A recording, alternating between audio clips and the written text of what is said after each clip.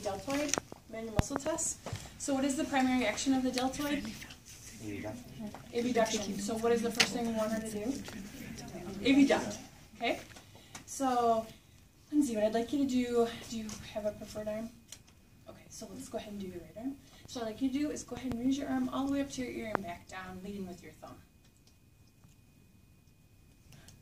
Okay, so this would be a problem. So if we wouldn't have already measured her range of motion to know that she had impaired range of motion, that I would be concerned about that. So in this case, I haven't measured that, so I'm going to come in and passively see how far she goes.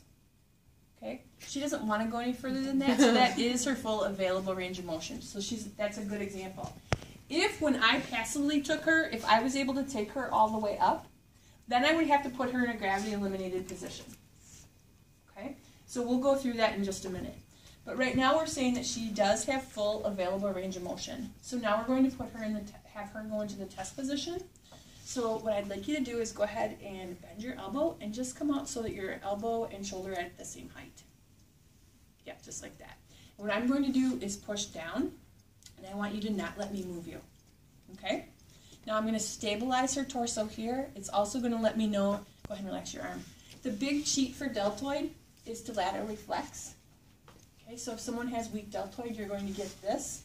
You're going to be concentrating on the arm. So this arm, if it starts to move, will tell you they're cheating. Okay? So let's have you go ahead and get into the test position. Good. So I'm going to hold here. Okay, now I'm going to push down. You don't let me. Hold. And relax. Okay? It's a long 6 seconds. You are a great patient for today. Okay? So, do you see that 6 seconds is long enough that she couldn't cheat? She was starting to pull in her upper traps. Did you see her upper traps are coming in? She wanted to lean, and she's starting to make ugly faces again. So those are all signs that she was not able to tolerate maximum resistance on that one. And so now I would grade that. So we're saying she has a 3 out of 5 because she at least has a fair. She was not able to take moderate resistance, which would be a 4. So I would give her probably a 4- for her middle deltoid. What is moderate resistance? Like, how do you gauge those? We are talking in complete subjectivity here. It really gets to be that you have to test hundreds of people and you get to know what that is. Okay? If the thing that's weird about it is it's how hard you are working is what you're grading. Okay? Well, my upper body is not very strong, particularly on my right side. And so what it is for me, Kira might be able to just nail someone, and she's so much stronger than me that for her, oh, that was no resistance at all. Now the other thing that you may, you want to work up to it, okay? So it's not just like you're all of a sudden you're going, ugh! Okay? If you have to grunt, you're pushing too fast. You're working up into it. The other thing is I am going to push hard enough that if I will break her, okay, where her arm will start to fall. Did you see that? So I was pushing hard enough to know that I was truly at her limit. So there's 2 ways of looking at it, is how hard do I have to push to break her? Or you can match your resistance. Matching your resistance is more for an expert physical therapist and isn't a good strategy early on. The other thing, though, is you don't want your patients to be sore when you're done. Okay? Now, I did that from this position because Lindsay had said that her shoulders were kind of junky, right? If it ended up that... You didn't say that? Oh, Karen said that. You would call yourself that. So, if there was a greater strength differential in the opposite direction, there's no reason why you can't have the arm all the way extended and then push down here, because now I have a longer lever arm and I have a greater mechanical advantage. So it's going to be harder for her to tolerate that resistance.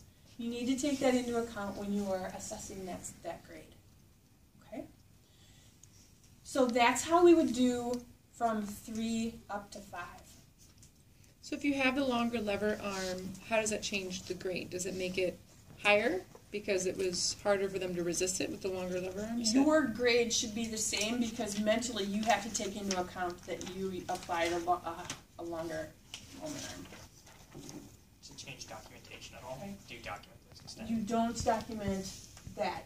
There are other things you would document. That's not one that you would document. You should document everything. Maybe it's the easier way. So, who has strong? I'm sorry, Liz? I just have a quick question. Sure. How would you do it for someone, like would you want to use the longer lever arm for someone that you know is going to be a lot stronger? Right. Okay. Right. So I was just going to say, does anyone feel like they have strong upper body, upper shoulders? You're funny. I was actually going to stay here, but go ahead and sit here. My arms are close to Fonny's. I was going to pick you, but then I thought I was making a judgment that it was maybe not fair, so I left We it made back. the judgment instead. Okay, so can you bring your arm up? Now the other thing is, if you are doing resisted shoulder motions and their feet aren't supported, it's no longer a shoulder manual muscle test, it's a torso manual muscle test. Okay, so that's one thing we'll be looking for, is that the feet are supported. Okay, so let's go ahead and have you come up, all the way up. Hey, look at that, full range, that's nice. Okay, so I'm going to have you go ahead and get into the test position. Hold it there and don't let me push you down. Ready? Are you going to be embarrassed if I win? There's no pressure. Okay, ready?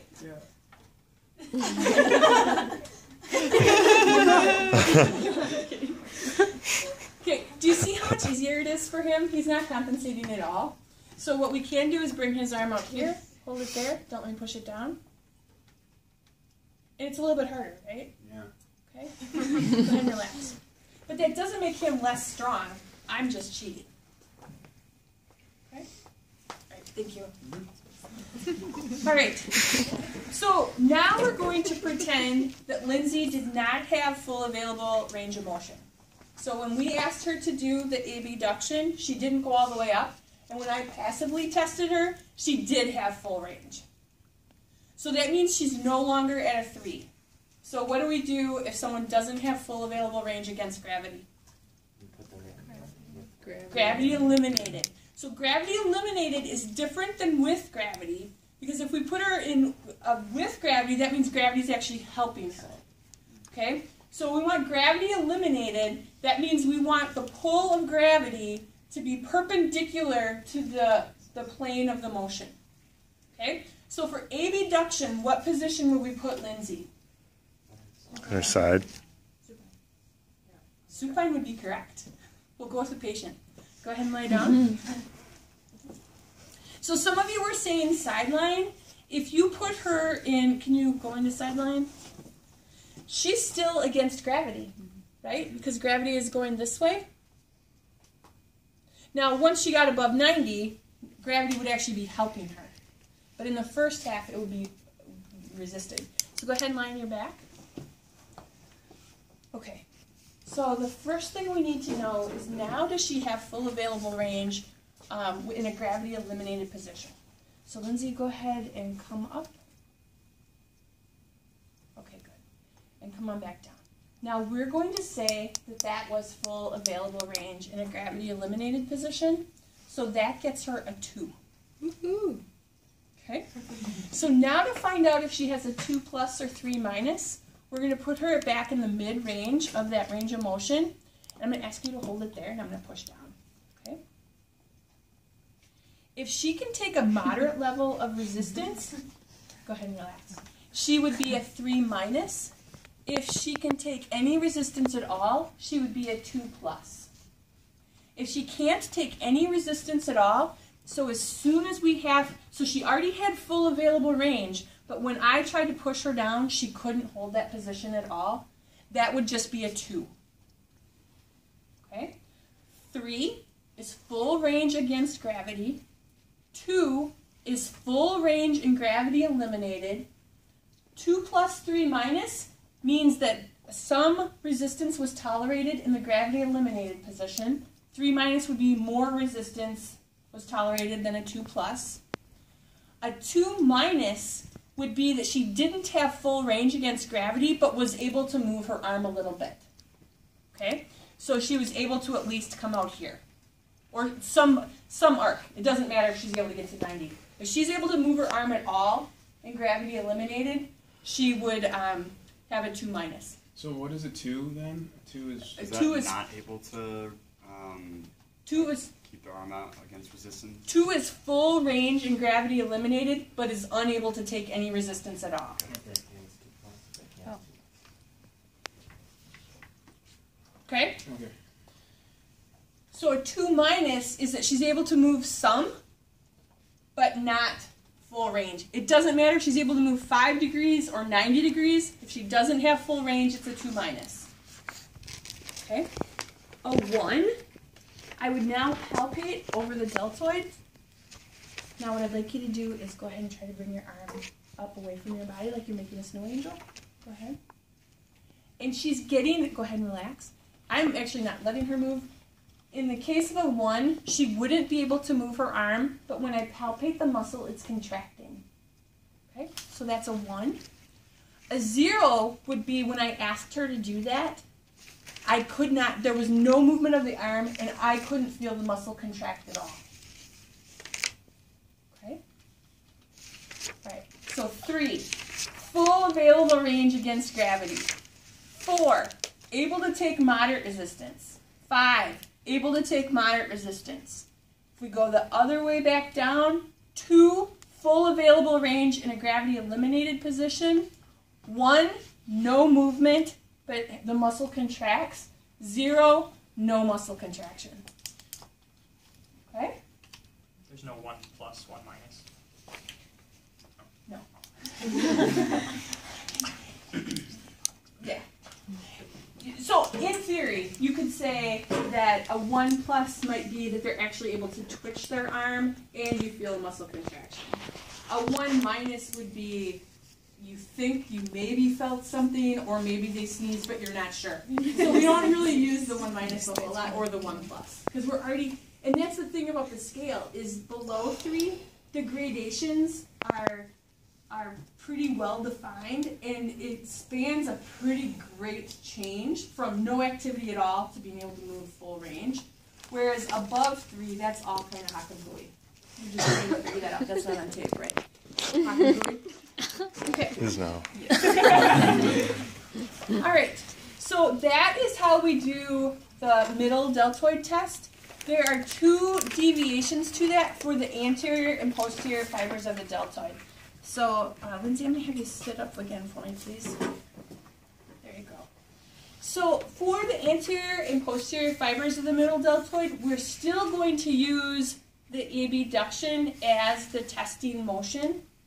So you would not have to do that testing motion again to test the anterior and posterior fibers. So for the anterior fibers, I'm going to have you bring your elbow slightly back, and we're going to turn you slightly up, okay? And then in this position, so how I visualize this is that she's slightly laterally rotating her arm to get those anterior fibers facing up a little bit more, okay?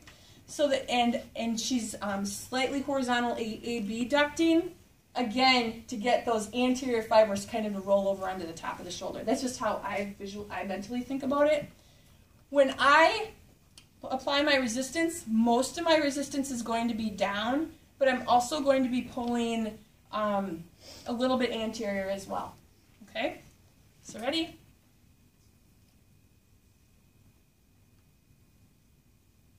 And relax. Okay? For the posterior fibers, we're going to go into slight medial rotation, slight horizontal adduction. Okay, you ready to hold? Are you getting tired? Okay. Okay. So she wasn't able to take a full 6 seconds of resistance, so I would give her a 3+ out of 5 for that one. Okay. So what I'd like you to do is practice middle deltoid, anterior deltoid, and posterior deltoid for your 3 first manual muscle tests. Okay? Thank you. When we document, do we just put like right deltoid? Do we have to put grade 3+ out of 5, or do we just write, you know, a manual muscle test? Or so usually how this section gets documented is, again, we're going to be in the objective part of the note. You're going to have strength as your heading. Are you going to spell it correctly? And then you're going to have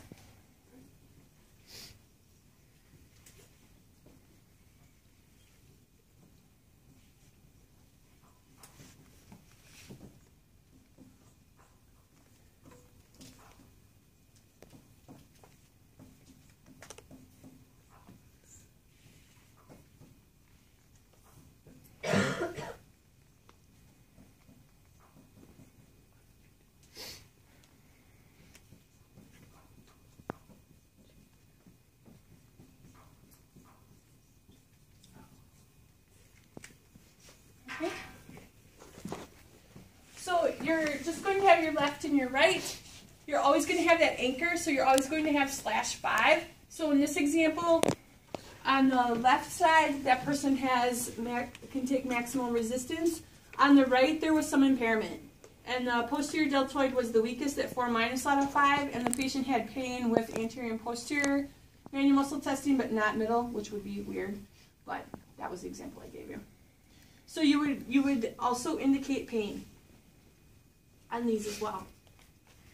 Okay? All right. Now, we haven't talked about, for this one, people can leave their t-shirts on. We don't need to have skin exposed. If you are palpating for a 1 or a 0, you should probably put your hand on the muscle belly and not through clothes. Okay? But for all of the others, the person's shoulder doesn't have to be exposed for manual muscle testing. Okay? All right. Ready, break. Ready, break.